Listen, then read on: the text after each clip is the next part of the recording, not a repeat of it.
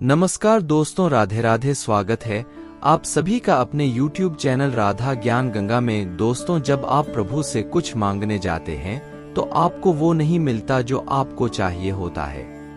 प्रभु आपको वो देते हैं जो आपके लिए सही होता है। इसीलिए तो कहते हैं कि जो होता है अच्छे के लिए होता है। नमस्कार साथियों, स्वागत है आपका राधा ज्ञान गंगा की एक नई वीडियो में जिसका नाम है भगवद गीता की सीख। और आज हम जानेंगे कि श्रीमद् भगवद गीता के दूसरे अध्याय से क्या सीखा जा सकता है।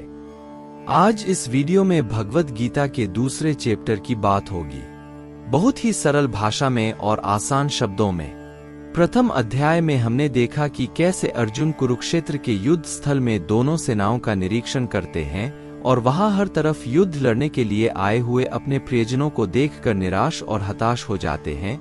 अपना धनुष छोड़ करके रथ में पीछे जाकर बैठ जाते हैं और अपने प्रियजनों के प्रति मोह में पड़कर भावुक होते हुए भगवान श्री कृष्ण से युद्ध न करने की बात कहते हैं। इससे पहले कि आप श्रीमद् भगवद गीता के दूसरे अध्याय की शिक्षाओं में खो जाए, इस चैनल को सब्सक्राइब करके घंटी जरूर बजा दे, क्योंकि हम आपके लिए कितनी मेहनत करते हैं ताकि आपको ऐसे ही प्रेरणादायक और ज्ञानवर्धक वीडियोज इस चैनल पर लाते रहते हैं। दोस्तों, भगवद गीता के दूसरे अध्याय से हमें इमोशनल स्टेबिलिटी, आत्मा मृत्यु, पुनर्जन्म और डिसीजन मेकिंग के बारे में सीखने को मिलता है। और गुस्से का सबसे बड़ा कारण और उसका निवारण क्या है, कैसे आप किसी भी परिस्थिति में खुश रह सकते हो, यह भी आपको सीखने को मिलेगा। तो चलिए विस्तार से जानते हैं श्रीमद् भगवद गीता के दूसरे अध्याय से मिलने वाली सीख और शिक्षाओं के बारे में। श्रीमद् भगवद गीता अध्याय 2 सांख्य योग या गीता का सार। इस अध्याय की शुरुआत होती है जब धनुर्धर अर्जुन शोक कर रहे होते हैं, कह रहे होते हैं कि अगर मैं युद्ध करूंगा तो मुझे पाप लगेगा, दुख प्राप्त होगा। अपनों को मार करके कैसे सुख प्राप्त हो सकता है। वाकई में अगर आप समझे तो अर्जुन को कौरवों को मारने में आपत्ति नहीं थी। उनको जो अपनी आंखों के सामने वो बुजुर्ग दिख रहे थे जिनमें पिता दाम भीष्म थे, वो बुजुर्ग जिनमें आचार्य द्रोण थे, आचार्य कृपाचार्य थे, उनको मारने में अर्जुन को लग रहा था कि ये बड़ा मुश्किल होने वाला है। बुजुर्गों को कैसे मारा जा सकता है, कैसे इस युद्ध में आगे जाया जा सकता है। ऐसी बहुत सारी आशंकाएं जो थी जिनका सहारा अर्जुन ने लेना शुरू किया। तो क्या अर्जुन घबरा चुके थे? बिल्कुल घबरा चुके थे। और अब अर्जुन को जरूरत थी मोटिवेशन की, सच्चाई को जानने की। हालांकि उन्होंने बहुत सारे सिद्धांत बताए, बहुत सारी आशंकाएं जो थी वो सामने लेकर आए, लेकिन अभी तक भगवान श्री कृष्ण ने उनसे कुछ भी नहीं कहा। वो इसी दूसरे अध्याय में अर्जुन की तमाम आशंकाओं को मिटाने की कोशिश करते हैं, अर्जुन को बताने की कोशिश करते हैं कि सत्य क्या है और मिथ्या क्या है।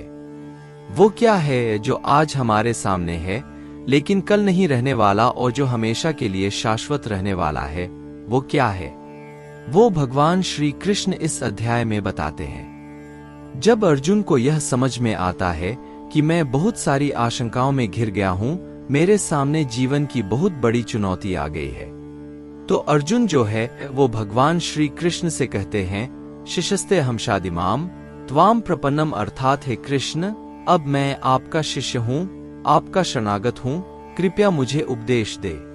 जीवन में जब आप तमाम चुनौतियों में घिर जाते हैं तब आपको समझ में आता है कि जीवन का वास्तविक अर्थ समझने के लिए मुझे किसी योग्य और प्रामाणिक सद्गुरु की आवश्यकता है जो हमें सही मार्ग दिखाकर हमारा मार्गदर्शन कर सके। और अर्जुन के सामने तो साक्षात भगवान स्वयं खड़े थे। अर्जुन अब तक जिन श्री कृष्ण को अपना केवल सखा मान रहे थे और उनके सामने युद्ध न लड़ने के लिए तरह तरह की आशंकाएं और तर्क प्रस्तुत कर रहे थे, वो अब श्री कृष्ण को अपना गुरु स्वीकार करके स्वयं को उनका शिष्य मान लेते हैं और स्वयं को पूरी तरह से श्री कृष्ण की शरण में सौंप करके उनसे आग्रह करते हैं कि हे कृष्ण, मैं सही और गलत को नहीं समझ पा रहा हूँ, इसलिए मैं आपकी शरणागत हूँ, मेरा मार्गदर्शन करो। श्री कृष्ण मुस्कुरा कर अर्जुन की ओर देखने लगे। भला कोई इंसान उनसे हृदय से कुछ मांगे और वे दे ही ना, ऐसा भी हो सकता है क्या? और यहीं से शुरू होता है भगवत गीता का वो दिव्य ज्ञान जो आपको भी अर्जुन की तरह ही ध्यान से सुनना और समझना चाहिए। श्री कृष्ण कहते हैं, हे अर्जुन, यह तुम्हें अचानक क्या हो गया है? तुम जैसे योद्धा को किसी दूसरे की मृत्यु को लेकर डरना नहीं चाहिए। और वैसे भी तुम्हें क्या लग रहा है, ये लोग तुम्हारे मारने से मर जाएंगे और तुम ही इनको मारोगे। इन सब लोगों का और तुम्हारा भी पिछला जन्म भी था और अगला जन्म भी होगा। इसलिए जैसा तुम सोचकर दुखी हो रहे हो वह ज्ञान तुम्हारा अधूरा है।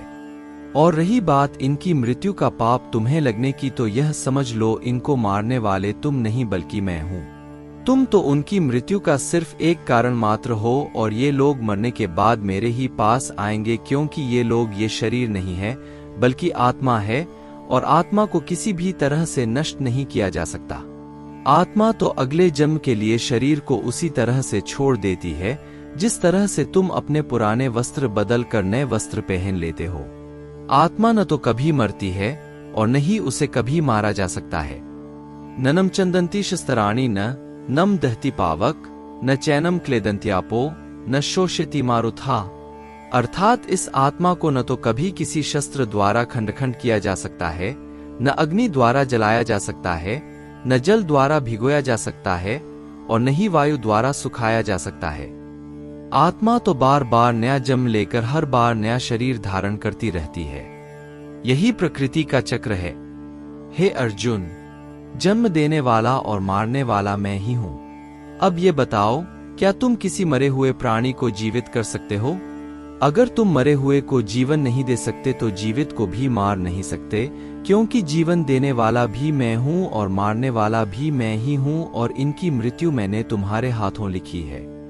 जब प्रकृति ऐसे ही चलती है तो भला तुम इसके जिम्मेदार कैसे हुए? हे अर्जुन, जिस क्षत्रिय को जीवन में युद्ध करने का अवसर प्राप्त होता है वह न केवल भाग्यशाली है बल्कि उसका तो धर्म और कर्म ही युद्ध करना है। और अगर तुमने ये युद्ध नहीं किया तो इसका मतलब यह होगा कि तुमने अपना धर्म और कर्म अच्छी तरह से नहीं निभाया और इसलिए तुम्हारे नाम के साथ कलंक जुड़ जाएगा। और तुम्हारे जैसे योद्धा के लिए तो कलंक उसकी मृत्यु से भी बड़ा होता है। जो लोग तुम्हें बहुत सम्मान दिया करते थे वही लोग तुम्हारी बहुत बुराइयां करेंगे, तुम्हारा उपहास करेंगे, तुम्हारी वीरता पर सवाल उठाएंगे। इसलिए अर्जुन, तुम सुख, दुख, हार, जीत और लाभ हानि को छोड़कर अपने विचारों को स्थिर करो और युद्ध के लिए धनुष उठाओ, जिससे या तो तुम युद्ध में मारा जाकर मेरी ही शरण में आ जाओगे या फिर विजेता बनकर धरती पर ही सुख भोगोगे। हे अर्जुन, तुमने आज तक जितना भी सीखा है वो मेरे इस दिव्य ज्ञान के आगे बहुत छोटा है। कर्मण्येवाधिकारस्ते मां फलेषु कदाचन मां कर्मफल हेतुर्भोर माते संगो असत। कर्माणि अर्थात तुम्हें अपने निश्चित कर्मों का पालन करने का अधिकार है, लेकिन तुम अपने कर्मों का फल प्राप्त करने के अधिकारी नहीं हो। तुम स्वयं को अपने कर्मों के फलों का कारण मत मानो और न ही अकर्मा रहने में आसक्ति रखो। तुम कर्म करने से पहले ही उसके परिणाम के बारे में सोच रहे हो, जबकि तुम्हें यह जान लेना चाहिए कि फल देने वाला मैं हूं और कर्म करने वाले हो तुम अपना काम करो और मैं अवश्य अपना काम करूंगा। इस बात पर अर्जुन ने श्री कृष्ण से सवाल किया कि आपने मुझे अपने विचारों को स्थिर रखने यानी कि अपने इमोशंस और थॉट्स को कंट्रोल करने को कहा है, तो ये मैं कैसे करूं? इस पर श्री कृष्ण कहते हैं कि जो व्यक्ति अपने मन की सभी इच्छाओं और अपने सभी कर्मों के फल के बारे में सोचना बंद कर देता है वही स्थिर बुद्धि कहलाता है। ऐसे व्यक्ति को न तो स्वयं के साथ बुरा होने से दुख होता है और न ही किसी अच्छे काम की अत्यधिक खुशी होती है। जिसके मन में हर प्रकार का डर, भावना और क्रोध नष्ट हो गए हैं, जो शुभ अशुभ के चक्कर से बाहर निकल गया है, जो इस प्रकार से अपनी इच्छाओं को वश में कर लेता है जैसे कोई कछुआ खुद को खुद में ही समेट लेता है, उस मनुष्य की बुद्धि स्थिर हो जाती है। क्योंकि अपनी इच्छाओं के बारे में सोचते रहने से हमें वो इच्छाएं अच्छी लगने लगती है, तो फिर उन इच्छाओं को पूरा करने का मन करता है, परंतु जब उन इच्छाओं को पूरा करने में कोई रुकावट आती है तो फिर हमें क्रोध आता है और क्रोध आने पर इंसान पागल हो जाता है और फिर वह अपना कर्म और धर्म भूलकर स्वयं ही अपनी स्थिति से नीचे गिर जाता है। परंतु अगर कोई अपनी इच्छाओं को वश में कर लेता है और उनका गुलाम नहीं होता तो उसका अंतर्मन शुद्ध रहता है और उसके दुखों का अंत हो जाता है, और जब उसके सब दुख ही समाप्त हो जाते हैं तो उसकी बुद्धि स्थिर हो जाती है। परंतु जिसकी इच्छाएं और कामनाएं उसके मन से नहीं जाती वो मनुष्य कभी शांति नहीं पाता, और जब शांति ही नहीं पाएगा तो वो खुश कैसे रहेगा। भला उसकी हालत तो उस नाव की तरह होती है जिसको उसकी इच्छाओं की हवा किसी भी दिशा में बहा करके ले जा सकती है। स्थिर बुद्धि वाला प्राणी तो उस समुद्र की तरह है जिसमें चाहे कितनी ही नदियां आकर मिले फिर भी उसे कोई फर्क नहीं पड़ता, और इस तरह का स्थिर बुद्धि वाला प्राणी मृत्यु के बाद मेरी ही शरण में आता है।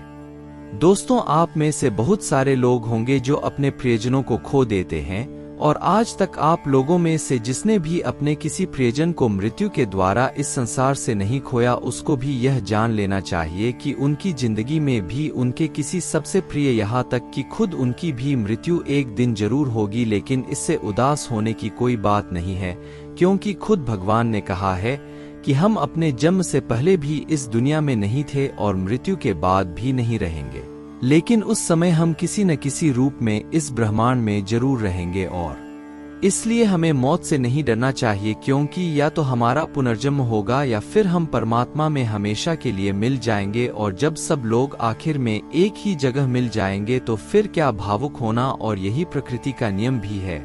हम सिर्फ यह शरीर मात्र नहीं है जो हमें डरने की जरूरत हो, हम आत्मा हैं और उस परमात्मा का ही अंश है जिसको हम भगवान कहते हैं। और अगर हमें बनाने वाले भगवान हैं तो फिर हमें उनसे ही मिलने का प्रयत्न करना चाहिए। ये दुनिया तो मात्र उस ईश्वर का एक माया जाल है।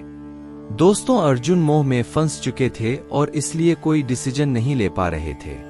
जब भी हम कोई डिसीजन लेते हैं तो एक तरफ हमारा मोह होता है, अटैचमेंट होता है, और दूसरी तरफ वो होता है जो हमें करना है, और इसी मोह के चक्कर में हम वो नहीं कर पाते जो हमारा रियल काम होता है और जो हमें लाइफ में सफलता के रास्ते पर आगे ले जाता है। उदाहरण के लिए, अगर आपको घर से दूर पढ़ाई करने के लिए जाना है या अपने सपनों को पूरा करने के लिए घर से दूर जाना पड़ रहा है तो आपको अपने परिवार का मोह छोड़ना पड़ेगा। इसी तरह से आपको हर डिसीजन में यह देखना है कि आपकी लाइफ में मोह कौन कौन से हैं और आपके कर्तव्य के लिए क्या जरूरी है। इसके बाद बात करते हैं कि हमारी प्रॉब्लम का सबसे बड़ा कारण क्या है और उसका सबसे बड़ा सॉल्यूशन भी क्या है। दोस्तों, हमारे दुखों का सबसे बड़ा कारण है हमारा अपनी इच्छाओं के बारे में सोचना। जब हम अपनी इच्छाओं के बारे में सोचते हैं तो समय बीतने के साथ साथ हम उनको पूरा करने की कोशिश भी करते हैं, और जब वह कोशिश नाकाम हो जाती है तो हमारे अंदर गुस्सा पैदा होता है।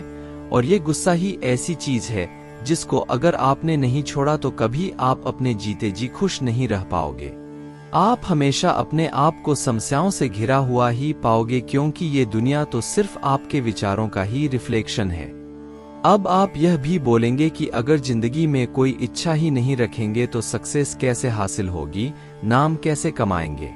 तो दोस्तों, इसके बारे में भगवान श्री कृष्ण ने कहा है कि सबसे पहले आप अपने कर्म को पहचानिए, यानी कि आपके लिए ऐसा क्या करना जरूरी है जो आपको अपना लक्ष्य प्राप्त करवाएगा, और उसके बाद सफल होने की उम्मीद या असफल होने का डर मन में पैदा किए बिना अपने काम को ऐसे करें जैसे वो काम आप नहीं बल्कि खुद भगवान कर रहे हों। और इस तरह से आपकी हिम्मत कभी नहीं टूटेगी, क्योंकि आपको ये लगेगा कि इस काम के लिए मेहनत में नहीं बल्कि भगवान स्वयं कर रहे हैं।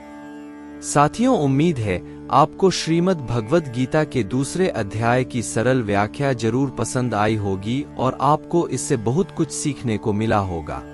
अगर इस वीडियो में मुझसे कोई त्रुटि रह गई हो तो मैं क्षमा प्रार्थी हूँ। मिलते हैं जल्दी ही श्रीमद् भगवद गीता के तीसरे अध्याय की आसान और सरल व्याख्या के साथ। तब तक के लिए अपना ख्याल रखें। जय श्री राधे कृष्णा।